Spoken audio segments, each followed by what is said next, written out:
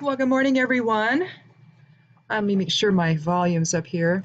Yep, it is. Well, good morning again. I'm Jan Erickson from Stepping Aside, and welcome to Somewhat Daily Tarot and Rune for the 7th day of February 2019. Well, a 7 numerology is divinity, balance, higher self. It's the shadow side of self, trying to find balance, between polarities of sorts, if you will. Or just bringing things into balance. The pivot point could be considered the resting point.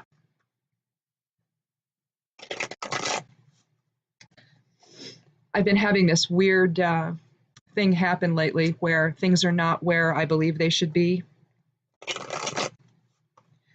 I read that the magnetic pole is shifting towards Russia. It's, I guess, tipping more quickly than the South Pole is moving. So what is it, like 10 feet a year or something? But the scientists don't know why that's happening. Well, I have to wonder, I was looking for something, my blush, and it was not where it was supposed to be. And I thought, well, okay, it might be in my purse. So I took everything out of my purse, and it's not there. About, less than 5 minutes later, I go back, and it's there.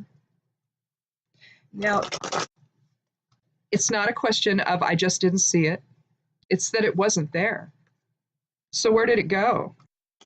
And why did it come back? It kind of makes you think you're losing your mind. Only I was very, very careful because this has been happening. And so, rather than constantly think, well, it's just me, I'm getting old, menopause and all of that, because it can happen with that, or you forget things. But this is different, and it feels qualitatively different. So there's no explanation for it. And with the magnetic north moving and moving more quickly, I guess they're going to have to, they had to reset for GPS, where magnetic north is, because it's moving so rapidly. So GPSs don't necessarily work. So that explains a few things too. I've noticed that over the last year that it's just not quite right. And that's after doing an update. Like if we're gonna go somewhere and I want to be absolutely sure, I'll go ahead and I'll update, right? My GPS, my Garmin. And it's not right. It's not accurate. So clearly something's going on, and obviously, I mean, it is magnetic north moving, but is that affecting? Is that creating time slippage as well? Give you something to think about here over the weekend, huh? Oh, that crazy witch, she's talking about time slippage now, just because she couldn't find her makeup. But seriously, when I couldn't find it this morning, I'm like, oh boy, and I got a little panicky, I have to admit. I'm like, what's going on? And then my husband reminded me, but then I found it, right? After looking there and taking everything out, and it was not there. It's not like it got, caught up in anything. There just wasn't that much in that section of the purse. So, it's one of those moments where you take everything out of the big one and, not everything, but only what you need and put it into a smaller one real quick. Well, I did that about a week ago. And so when I went to the dentist, I put some makeup in there, and that's what I did. I put that in there. And I thought, I think I put it in there. And so I went and looked, but it wasn't there. Then it was. My husband's just sitting on the couch going, I don't know, But then he's like, yeah, but remember, the magnetic north is moving right now more quickly. So is that affecting things? Because he's had the same thing happen where he can't find something, and yet he knows it's there. And it's not like it's like something like I lost a lid to to the top of something, a bowl, all right, a container. And well, no, actually, it was to the large tea gallon jug. I make my teas up ahead of time anyway, and I put them in a big gallon jug, and then furnish my other one from that. Well, I was running low, so I made some more tea, and the lid to it slid down underneath something, but it was right there, only I couldn't find it. Well, that's different. That's not what happened today. That's not the same thing. And the same sort of stuff has been happening to him too, and there's just no explanation for it. So as our magnetic, because this has to do with gravity and magnetism and how we are anchored here in life. It's not just that we live on this planet, we're anchored here.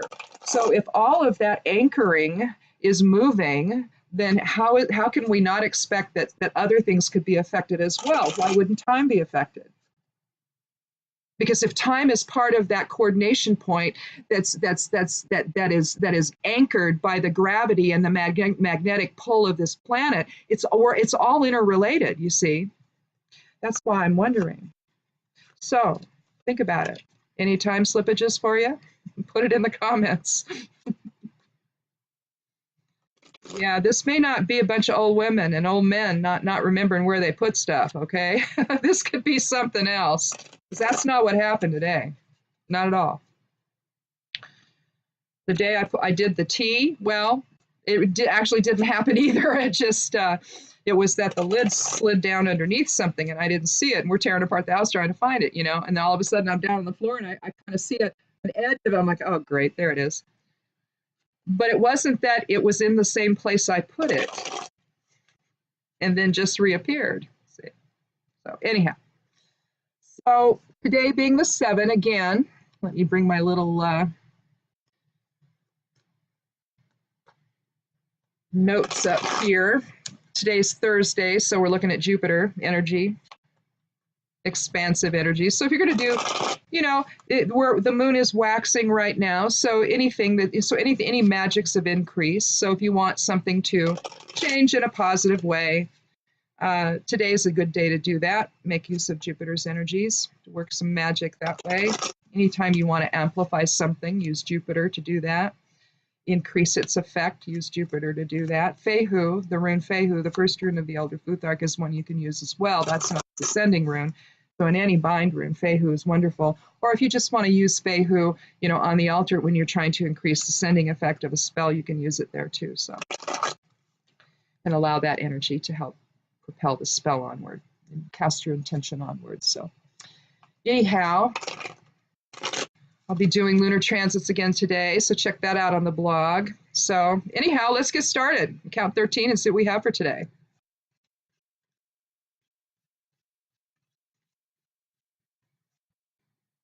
Oh, we haven't seen this one. The 10 of Cups.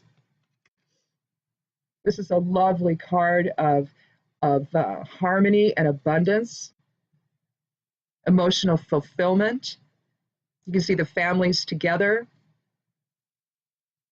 reaching out an arm, greeting the rainbow above, and you can see the 10 cups up there, the 10 golden chalices. This is about happiness and fulfillment and love and harmony. You see the children dancing, the home off in the distance.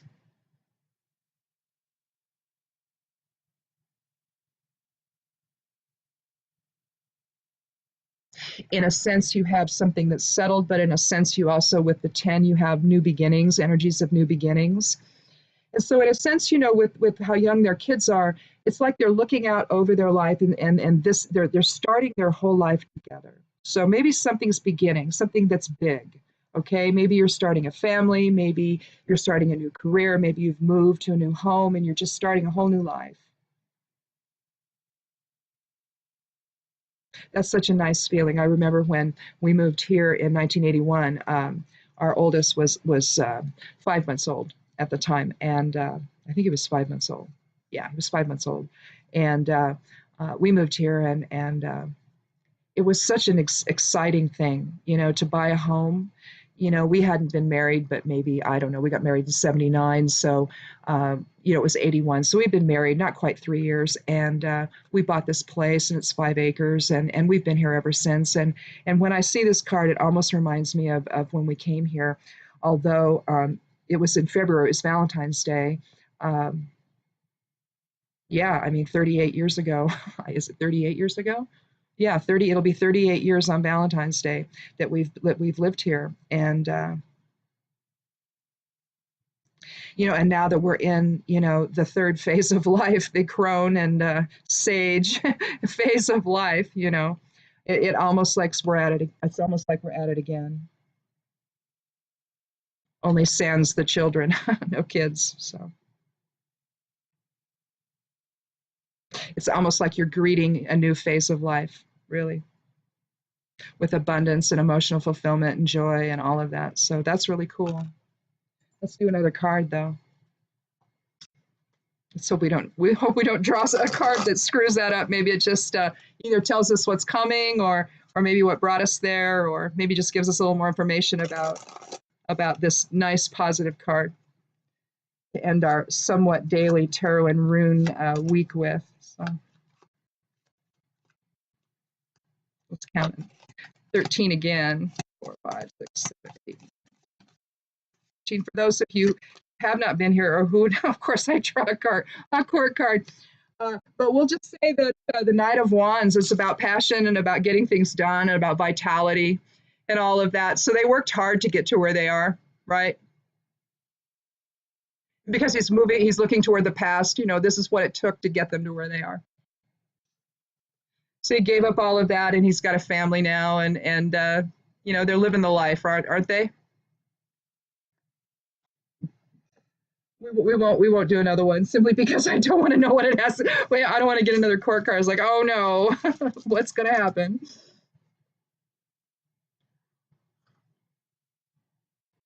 So let's be safe and draw a rune.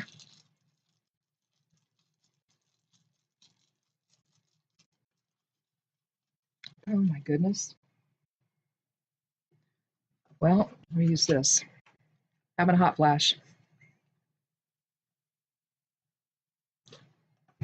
Sometimes it gets a little warm around here.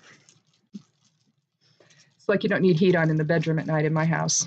I'll provide it all.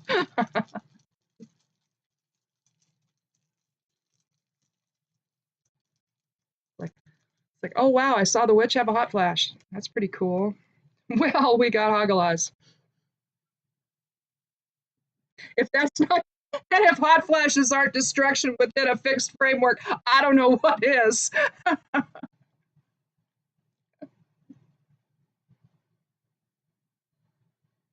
Well, this is hilarious. This is really hilarious. This is a witch rune.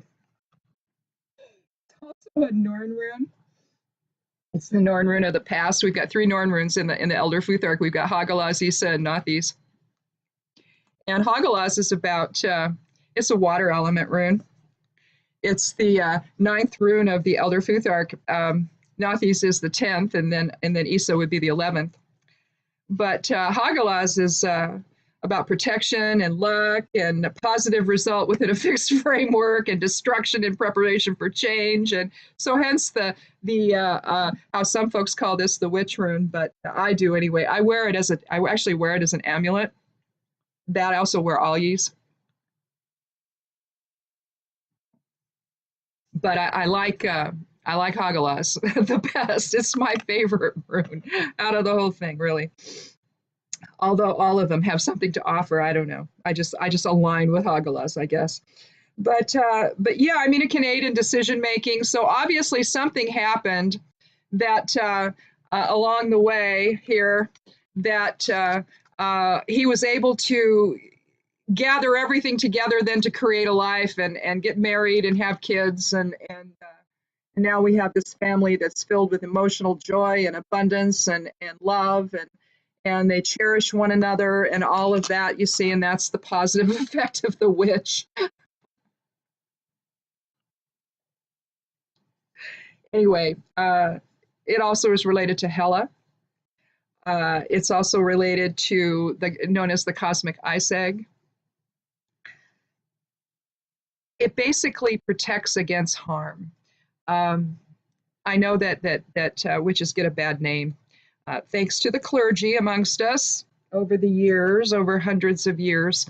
But you know, witches were always the healers of the community, and it's no different now. So no matter what, you know, someone might say, oh, you know, they believe in the devil or what all. No, no, we don't. We don't actually acknowledge the devil. You know, the devil is the shadow side of self. Now, there may have been some alien that was here that people associated with some evil force, but that's not this to say that there's an actual physical devil. I don't believe that there is, and I just think that.